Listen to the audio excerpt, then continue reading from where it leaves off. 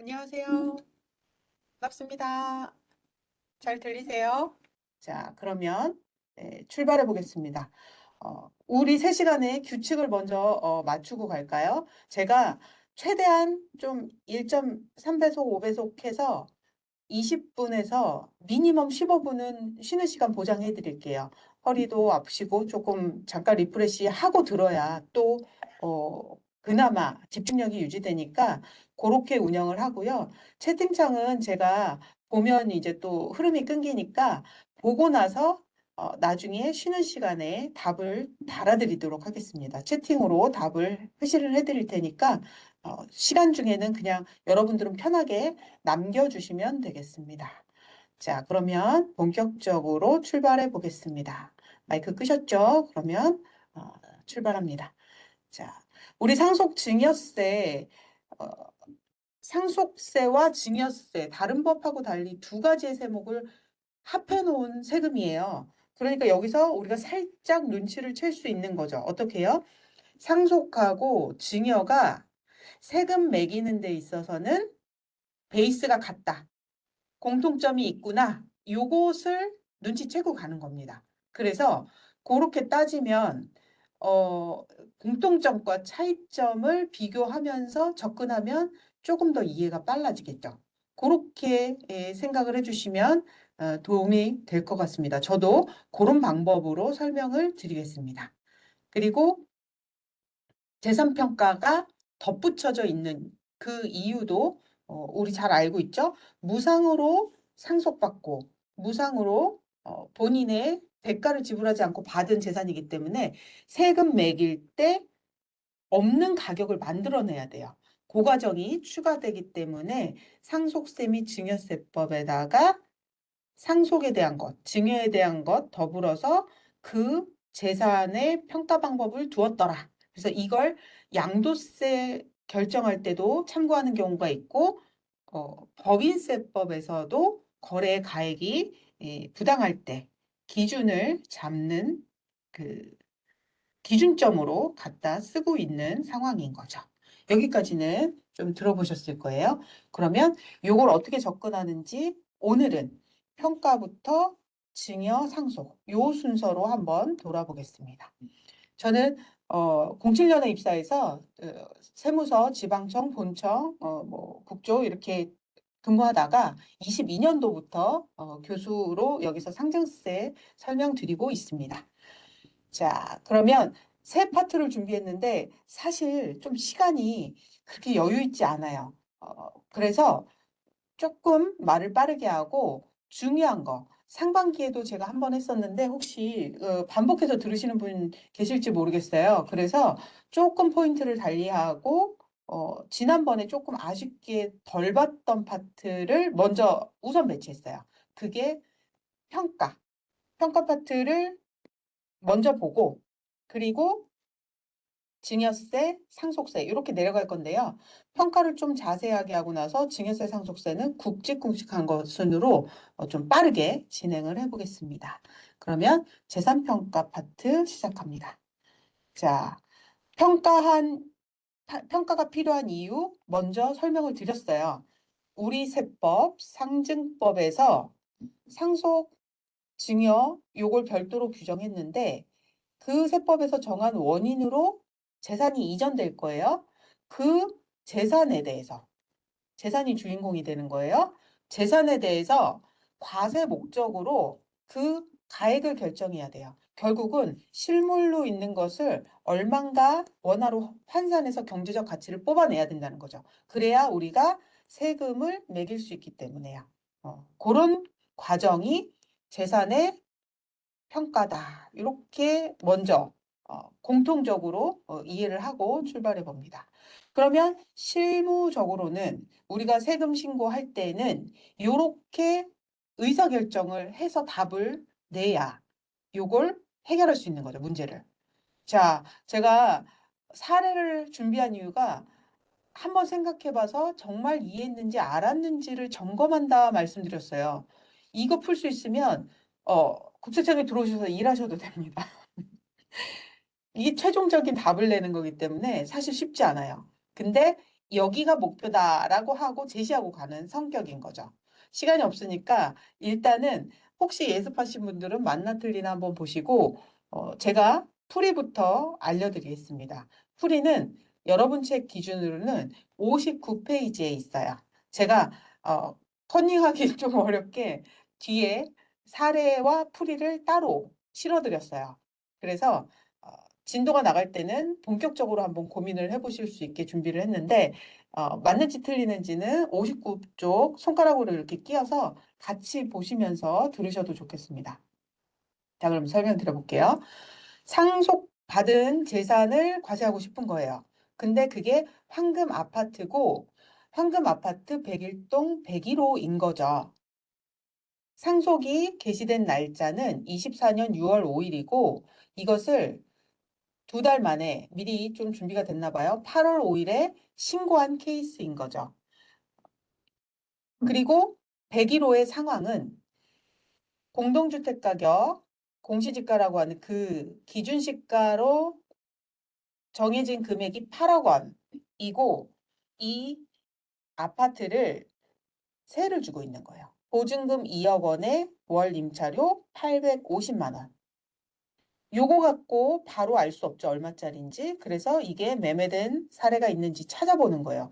그 찾은 내역이 오른쪽에 이렇게 동그라미 A, 네모 CDE 이렇게 구별된 거예요. 요 차이는 내 재산이냐, 101호냐, 아니면 다른 재산이냐, 103호냐, 105호냐로 구별된 거고 103호, 105호를 유사하다고 갖고 온 기준이 있어야겠죠.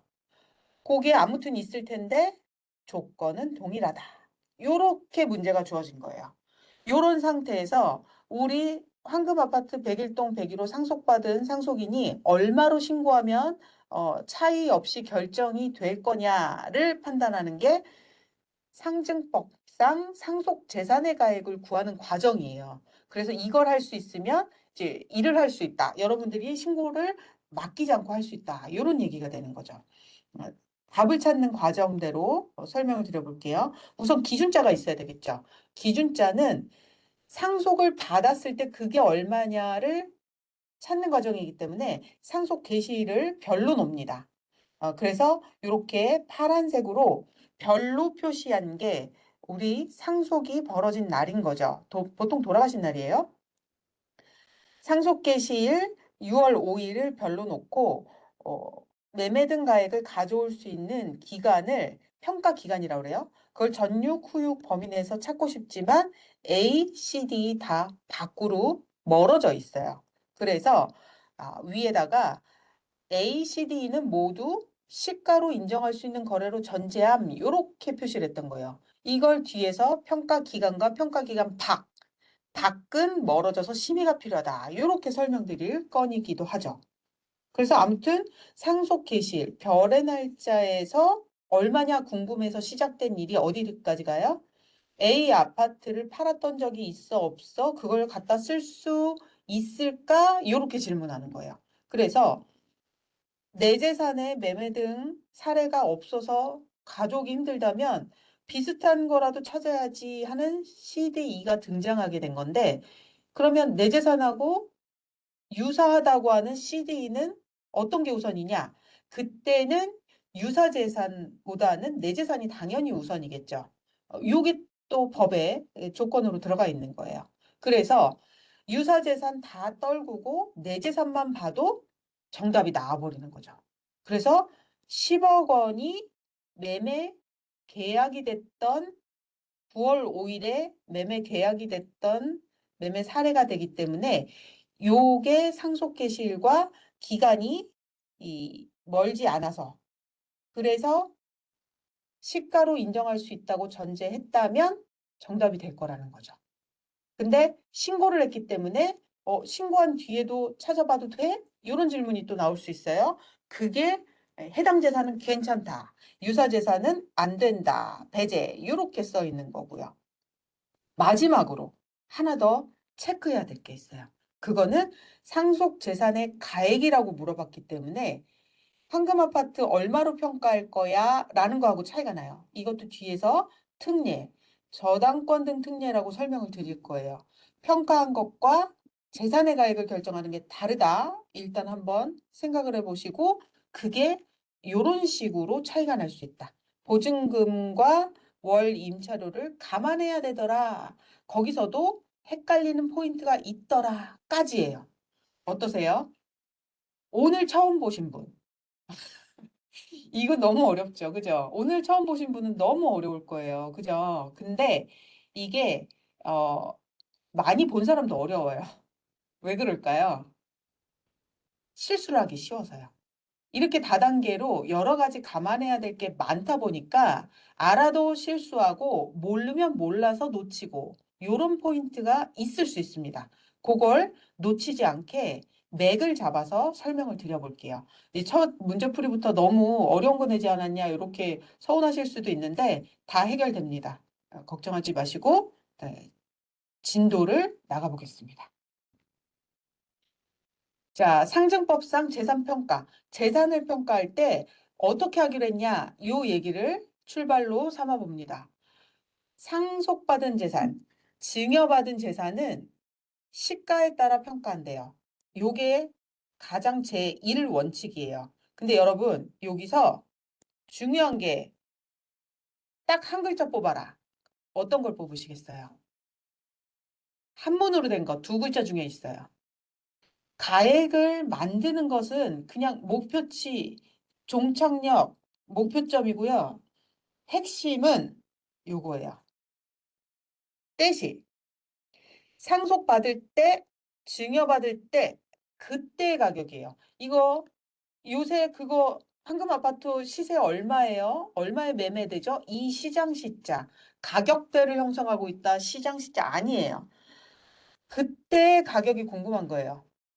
그게 제일 원칙입니다. 그래서 그 날짜를 꼭 잘 들고 가야 돼요. 어떤 날짜?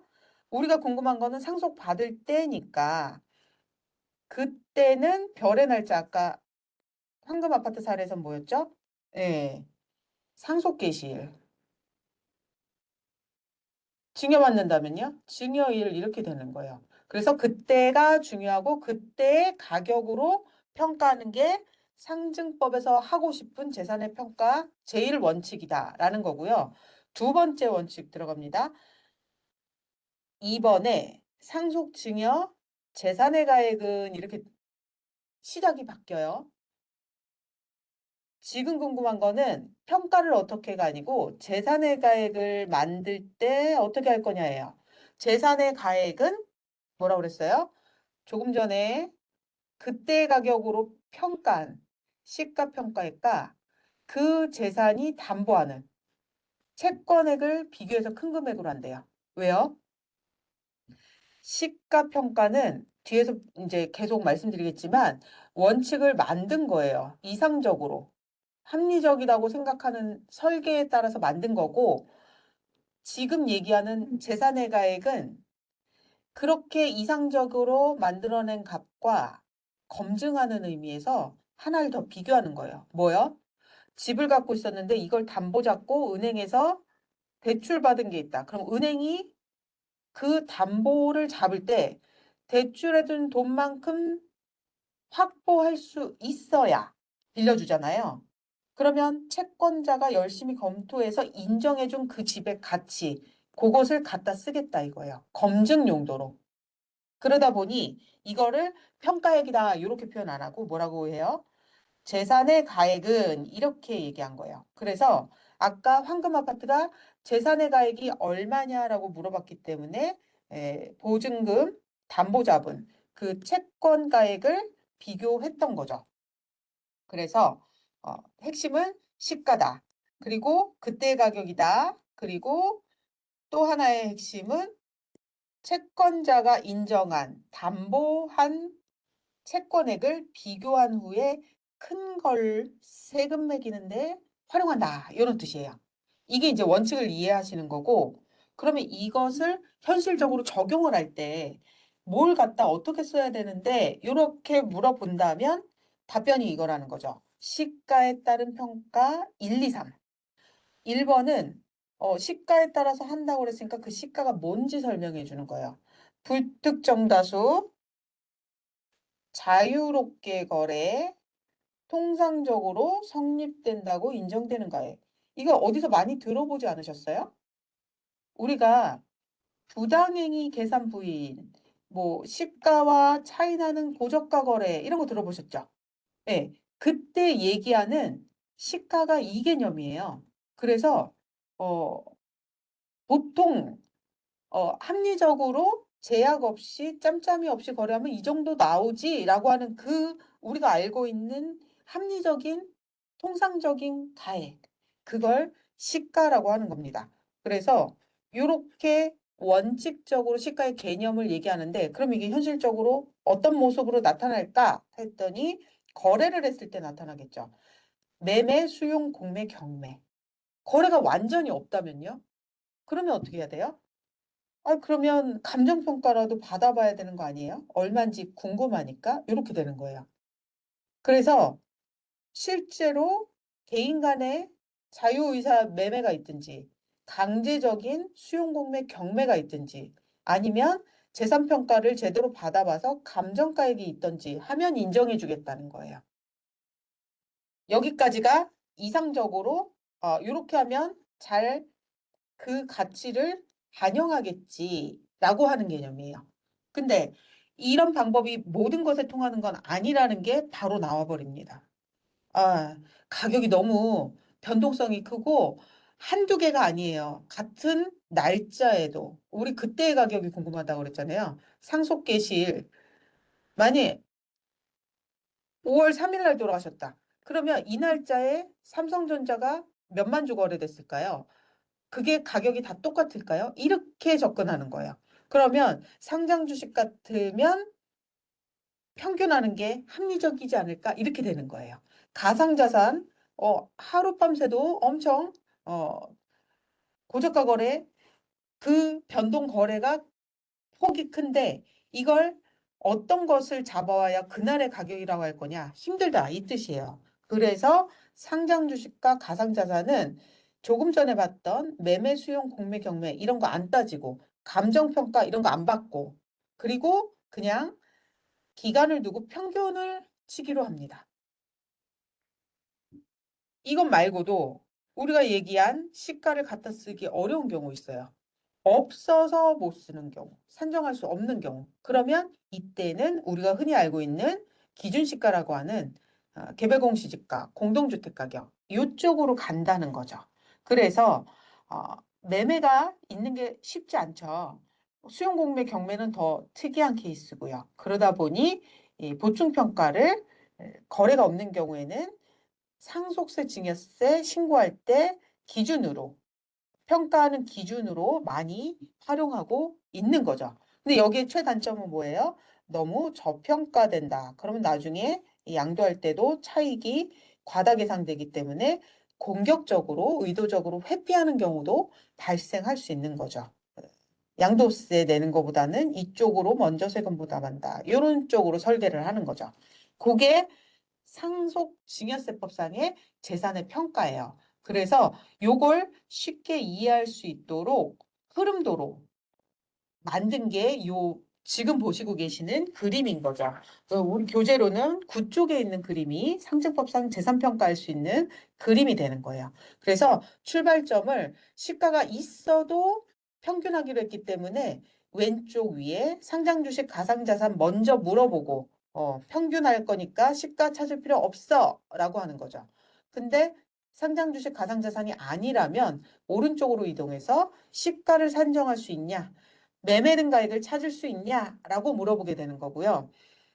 그렇게 찾게 되면 그게 여러 가지일 수 있으니 순서를 정해서 아까 문제풀이에서 했던 것처럼 해당 재산이 먼저 오고 유사 재산은 뒤에 순서로 밀려나서 해당 재산 가격을 평가액으로 하는 그런 기준을 놓게 된 거고요. 시가를 산정할 수 없다면 그러면 또 오른쪽으로 이동해서 보충평가로 간다. 이렇게 판단하는 순서를 정하게 된 거죠. 왜요?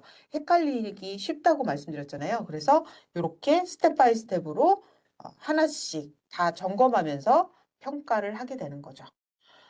채권자가 인정한 가치를 검증한다. 그게 아래에 점선 박스로 구역을 나누어서 정해 놓은 거죠. 왜요? 시가평가를 하고 평가액을 재산의 가액 만들기 전에 비교하는 거니까 이렇게 맨 아래 박스에 보시면 시가 평가를 할 때 시가가 있어도 안 쓰는 거 A, 시가가 적용되는 상장 주식 가상자산 아닌 재산 B나 C 셋 중에 하나로만 결정돼요. A이기도 하고 B이기도 할 수가 없죠. 우리는 yes, no로 선택해서 왔으니까. 그러면 A, B, C 중에 하나로 결정된 시가평가액을 평가가 잘 됐나? 혹시 시장에서 채권자는 좀 더 인정해 준 거 아니야? 그러면 좀 더 가액을 높게 평가한 걸 갖다 써볼까 하는 비교를 하고 나서 실제로 상속세 증여세 결정할 때의 재산가액이 된다는 거죠. 그래서 시가와 재산의 가액에 음영을 칠한 이유가 위에 가운데 시가는 평가한 가격, 평가한 결과치가 시가인 거고요. 시가 평가액을 채권액 등 채권자가 인정한 금액과 비교해서 큰 게 재산의 가액이 된다는 뜻인 거죠. 여기까지 이해하셨어요? 네. 처음 들으시면 조금 반복이 필요하고요. 들으셨던 분, 알고 계셨던 분들은 알고 계시는 건가 맞는지 조금 차이 나는 게 어디 있는지 점검하시면서 혹시 모르시면 또 이상한 거 있으면 채팅창에 남겨주세요. 자, 그러면 또 가보겠습니다. 지금까지 시가하고 재산의 가액에 대해서 설명드린 거예요. 그러면 이제 본격적으로 시가를 평가할 때 어떻게 기준을 정하고 가는지 그것을 접근하기 위한 기본 개념부터 들어가 봅니다. 우리가 그때의 가격이 궁금하다고 했어요. 근데 그때가 언제냐? 그때를 법에서는 평가 기준일 이렇게 얘기해요. 위에 그 표에서 보면 상속개시일, 증여일 두 가지로 나오잖아요. 우리 세법에 상속도 과세할 수 있고 증여도 과세할 수 있어서 두 개가 계속 같이 갈 거예요. 그러면 평가 기준일을 상속이냐 증여냐를 먼저 한번 확인해야 되는 거예요. 상속이면 상속개시일, 증여면 증여받은 날 이렇게 되는 거거든요. 근데 이전되고 있잖아요. 상속을 원인으로 증여를 원인으로 이전되고 있기 때문에 이때 매매 등가액이 나오기 쉽지 않죠. 현실적으로 뭐 거의 없을 거예요. 그래서 이것을 현실화시킨 게 뭐냐? 평가 기간이 됩니다. 평가 기간이 이 정도면 가격 변동 없이 갖다 써도 되겠지 하는 기간 개념이에요. 그걸 상속재산 같으면 전육, 후육 1년 정도 봅니다. 앞뒤로 1년. 그리고 나서 또 넓힐 수 있다는 거죠. 증여 같으면 뒤로는 6개월 가는데 전후로는 6개월 가는데 후로는 3개월밖에 못 가요. 왜요? 신고를 이때 마감해야 되거든요. 그런 사정 때문에 상속과 증여는 차이가 난다. 이것도 기억을 하셔야 돼요. 안 그러면 신고도 놓치고 평가도 잘못할 수 있죠. 근데 사실 전후 6개월 해도 그때 매매등 있기 쉽지 않죠. 그래서 조금 더 넓히게 됐습니다. 전후로 2년까지, 후로 언제까지요? 상속은 9개월, 증여는 6개월인데 이것도 결국은 일을 해야 되는 그 범위 내에 들어가 있어요. 결정해서 고지하는 세금이기 때문에 세무서에서 결정해야 되는 기한까지 잡다 보니까 6개월, 9개월 이렇게 된 거예요. 대신에 별의 날짜는 여긴데 너무 멀어졌잖아요. 2년은 너무하지. 1년 5개월, 1년 너무 길어. 이렇게 되면 이걸 혼자 결정하지 말고 심의를 거쳐라 라고 된 거예요. 그래서 평가심의위원회라는 데다가 이거 1년 전 금액인데 이거 금액이 맞는 건가요? 라고 같이 검토하는 거예요. 저는 맞는 것 같아서 이걸로 신고하겠습니다. 확인해 주세요. 라고 하는 게 평가심의위원회에 재산평가심의 인정을 요청한다. 이렇게 신청이 들어가는 거예요. 그래서 여러분들이 신청을 하려면 신고 기한이 만료되기 4개월 전에 상속이요. 증여는 일수로 70일 전에 신고를 하셔야 돼. 이걸 신청을 해줘야 또 세무서에서 지방청에서 받아서 검토를 해보고 필요한 걸 확인한 후에 심의, 회의를 열고 논의를 거쳐서 결정을 해주거든요. 그래서 이게 이렇게 상속받고 2개월 만에 신청, 그리고 증여받고 20일 만에 신청, 이렇게 되는 거예요. 신청하실 때는 요런 신청서를 내게 되어 있는데 여기에 들어가는 게 중요하겠죠. 여기에 들어가는 거는 재산의 매매 등가액, 내가 적용받고자 하는 그 가액이 시가를 인정할 만하다 하는 검토서를 내게 돼 있어요. 그게 첨부해드린 재산의 가액의 적정성 검토, 그리고 재산의 유사성 검토, 물건의 가격 변동성 검토, 이렇게 들어가는 거예요. 14페이지에 있죠. 결국은 이 가액이 하자가 없다. 가액이 하자 없다는 게 뭐예요? 우리가 시가의 개념이 통상 성립되는 자유거래에서 불특정 다수인 간의 거래에서 자유롭게 거래할 때 통상 성립되는 가격이었잖아요. 이 요건을 잘 맞춘 거다. 짬짬이 아니다. 만든 설계한 거래 아니다. 아, 일방적인 거래 아니다. 이런 내용이 들어오는 거예요. 그게 3번의 가액의 적정성. 4번은 재산의 유사성 검토. 이거는 비교한 재산가에 가져왔을 때 거의 같은 재산, 그 금액 갖다 써도 돼. 이런 느낌인 거고요. 5번이 가격의 변동성이에요. 어, 물가든지 가격 변동할 수 있는 큰 외형적인 요인이 있든지 재산이 뭔가 어, 호재를 만나서 가치가 급등할 수 있다든지 이런 변동적인 요인이 없이 그냥 그만하게 가격이 유지될 수 있다. 큰 차이가 없다. 기간만 좀 멀어진 거다. 이렇게 검토해서 신청하는 겁니다. 세무서에서도 신청할 수 있고 여러분도 신청할 수 있다는 겁니다. 그러면 매매 등 가액을 어떻게 시가가 아니라고 판단할까? 어떻게 평가기간 전육 후육 범위에 있다고 할까? 멀어졌다고 할까? 기준이 또 필요하겠죠. 왜요? 매매 같은 경우는 계약하고 중도금 주고 잔금 주고 등기 이전해야 부동산 같으면요. 그래야 거래가 끝나잖아요. 그러니까 날짜가 하나의 거래에서 여러 개가 등장합니다.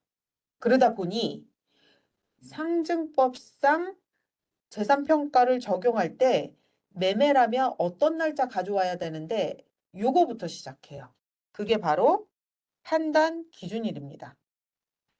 이거 헷갈릴 필요 없어요. 요거만 알면 돼요. 가격이 결정됐을 때가 언제냐. 자, 집을 사러 갔어요. 마음에 들어요. 주인도 팔겠대요. 그러면 계약서 쓰시죠. 할 때 가격이 이미 나와 있죠. 소유권이 넘어간 거가 등기 이전 접수고 잔금인 거지. 가격이 궁금할 때는 잔금 치를 필요 없고 등기 이전할 필요 없다는 거예요. 이미 계약서 쓸 때 알았다는 거예요. 그래서 재산평가 할 때만 매매 계약일을 가져오는 겁니다. 이 원리를 모르면 이제 계속 헷갈리는 거예요. 알고 있는 게 잔금청산일이라서. 왜? 양도세가 더 자주 발생하잖아요. 그렇게 헷갈리지 마시고 금액 언제 결정됐지? 이렇게 보시면 돼요. 그럼 공매는요? 경매는요? 비슷하죠. 누구한테 얼마에 매각을 허가하겠다. 그 결정이 나면 금액이 나옵니다. 수용이라면요? 어, 수용 당하는 사람이 합의해서 계약서를 써줘야 되잖아요. 그게 보상 계약을 얼마로 체결하겠다 하는 날짜인 거예요. 그게 별의 날짜에서 6개월 또는 증여라면 후 3개월 요 기간 내에 들어오면 기간이 얼마 차이 안 나니까 그냥 갖다 쓰자 하게 되는 거고요. 그렇지 않다면 기간이 너무 멀어져서 이때는 심의를 한번 받아야겠는데 이렇게 되는 거예요. 심의에서도 가격이 크게 바뀌지 않았다고 인정해주면 오케이라는 거죠. 오른쪽에 시가로 인정하지 않는 경우는 말씀드린 대로 시가 개념에서 뭔가 안 맞는 부분을 찾게 되면 그러면 시가로 인정하지 않는다. 이런 뜻이 되는 거예요. 그래서 매매 성격의 매매, 공매, 경매, 수용까지는 이렇게 판단 기준일을 잡아서 그 매매했던 거래가에 공매, 경매, 보상가액을 갖다가 평가를 하는 거고요. 감정평가는 조금 성격이 달라요. 감정평가는 가격을 확인해 주세요 하고 의뢰를 해요. 그러면 감정평가사가 수수료를 받고 납품하는 구조잖아요. 그러니까 사는 사람, 파는 사람 동등한 협상이 되는 관계가 아닌 거죠. 그것 때문에 예, 둘 이상의 감정가액을 확보해서 평균을 내는 합리성, 적정성을 담보를 해야 됩니다. 그게 하나 포인트고요. 말씀드린 대로 언제든지 의뢰를 하면서 며칠자로 해주세요. 이렇게 조건을 달 수 있겠죠. 그러니까 상속계실 그 날짜에 증여받은 날 그 날짜의 금액을 언제든지 소급해서 만들 수 있다는 문제가 생겨요. 그러다 보니 그걸 보다 제대로 우리가 다른 재산, 다른 매매 등가액과 같이 기간에 근접하게 평가한 것만 인정하기 위해서 가격 산정 기준일, 이 날짜에 얼마인가요? 하는 그 날짜요. 가격 산정 기준일. 그리고 감정평가사가 평가서를 작성한 날짜. 이 두 날짜가 다 판단 기준일이 됩니다. 그래서 지금 감정평가를 계속 의뢰해서 과세를 했던 사례가 쌓이면서 가격 산정 기준일을 다른 날짜로 하는 일은 거의 정리가 다 됐어요. 그리고 나서 이제 남은 것은 가격 산정 기준일과 감정평가서 작성일 두 개가 다 가격 변동성을 통제할 수 있는, 확인할 수 있는 평가기간 밖의 기간에라도 들어와야 된다. 이렇게 되는 거죠. 그래서 만약에 매매하고 감정평가를 비교할 일이 있다. 그러면 어떻게 해야 되겠어요? 감정평가는 비교해야 될 날짜가 두 개가 되는 거예요. 있는 그대로 두 개를 다 비교한다. 이렇게 보셔야 되는 거죠. 그러면 감정가액을 조금 더 설명을 드려볼게요. 요새 국세청이 감정평가 한다고 하고 감정평가로 신고해야 되는 일이 좀 더 많아졌죠. 그래서 감정평가를 좀 설명을 해달라라는 요청도 좀 있었어요. 감정가액은 조금 전에 말씀드린 대로 그 둘 이상이 필요한데 감정평가를 할 수 있는 대상은 부동산 등 감정평가세에 관한 법률에서 정하는 재산이에요. 그래서 맨 아래에서 보면 주식은 상장이든 비상장이든 대상이 아닌 거죠. 그래서 주식은 감정평가를 안 받아요. 그리고 나머지 부동산 등 재산을 토지, 건물, 오피스텔, 상업용 건물, 주택, 뭐 분양권 이런 식으로 받는 거죠. 근데 감정평가 사든 아니면 법인으로 되어 있든 다 가능해요. 등록 인허가 받았으면 되고요. 그들이 감정평가한 것을 두 이상 확보해서 평균을 내야 됩니다. 말씀드린 대로 가격 산정 기준일과 평가서 작성일 두 날짜가 다 확인이 돼야 되고 평가 기간 내에 있으면 바로 인정. 밖으로 밀려나면 심의를 받아야 되는 대상이 됩니다. 이때 둘 다 보기로 했기 때문에 둘 중에 하나만 밀려나도 심의가 필요하다는 게 또 포인트가 되겠죠. 감정평가는 거래가 아니기 때문에 뭐 불특정 다수일 거고 뭐 짬짬이 하는 사이가 아니면요. 그리고 자유의사에 했을 거예요. 그러니까 일반적인 시가 개념보다 인정하지 않는 범위가 조금 차이가 있어요. 그게 조건을 전제해 놓고 감정평가하는 거. GTX가 들어온다면 여기에 개발구역 허가가 승인이 난다면 이런 건 안 된다는 거예요. 그리고 일부만 감정하고 전체 금액으로 환산하는 거. 이런 걸 원형대로 감정하지 않는 거라고 그래요. 제가 지금 마우스가 이렇게 생겼기 때문에 이걸 위에서 보나 아래서 보나 옆에서 보나 다 다르게 생겼어요. 그쵸? 이걸 여기 밑에만 보고 위에 동그란 볼이 있는 거를 평가를 할 수 없죠. 근데 환산하면 차이가 날 수 있다는 거죠. 이런 게 원형대로 감정하지 않는 거예요. 그리고 감정기관이 인어가 받고 정상적으로 해야 되는데 뭔가 부실 감정을 반복해서 부실 지정이 됐다. 그러면 그때는 그 인정하지 않는 기관의 것은 시가로 쓸 수 없어요. 부실한 감정 기관이기 때문에. 근데 지금은 없어요. 저희 같으면 뭐 조사를 해야 되기 때문에 예전 자료도 필요하지만 오늘자 현재 없습니다. 작년에도 없었고 올해도 지정된 상태는 없어요. 그러니까 만약에 필요하시면 국세청 홈페이지에서 어, 시가 불인정 기간이 혹시 있는지 확인해 보시고 활용할 수 있는 기간에다가 감정을 의뢰하셔야 되겠죠. 또 너무 낮춰달라고 그랬더니 터무니없이 낮춰줬어요. 그러면 기준금액이라는 것에 미달해서 못 쓰는 가격이 나올 수 있는데 그거는 유사재산의 매매가액의 90%도 안 되게 낮췄더라. 아니면 기준시가로 통칭하는 보충평가액보다 미달하게 줬더라. 이러면 부인될 수가 있습니다. 그런 것들이 감정평가를 받을 때 신경 써서 활용할 수 있게 받아야 되는 포인트가 될 거고요. 금액이 소요되는 감정평가 비용을 지출해야 되는 거기 때문에 평가 대상 부동산이 소액이라면 그러면 둘이 아니라 하나만 받아도 인정해주는 사례가 들어왔어요. 18년도 이후에 들어왔는데 이게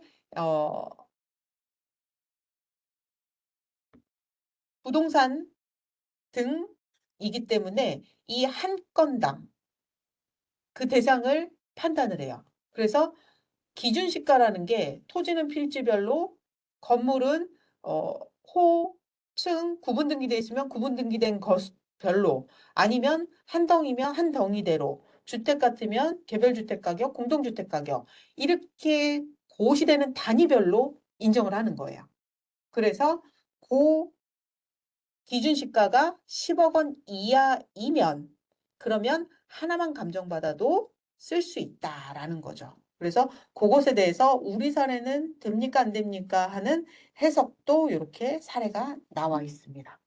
자, 벌써 41분이네요. 그러면 제가 감정평가 한 페이지 남았으니까 요것만 더 설명드리고 쉬겠습니다.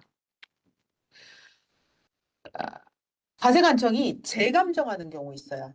이것은 납세자가 제시한 게 기준금액에 미달하거나 뭔가 하자가 있어요. 그러면 재감정할 수 있어요. 그리고 납세자가 제출하지 않았더라도 감정받아 놨던 게 어디서 발견이 된다든지 아니면 다른 감정가액이 있는 게 확인이 되면 그러면 그것을 갖다 쓸 수 있는데 그게 뭔가 쓸 수 없는 상태로 심의해서 부적정하다라고 판단이 되면 그걸 치유하기 위해서 다시 재감정을 하기도 한다.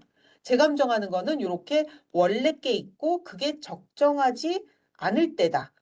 아무 때나 맘대로 재감정하지는 않는다라는 거고요. 국세청이 감정평가 사업 한다고 해서 지금 과세를 하고 있지만 요게 말씀드린 그 평가 기간 내에 벌어지고 있다. 그것을 조금 쉬었다가 설명드리겠습니다. 잠시 쉬었다가 정각에 다시 뵐게요.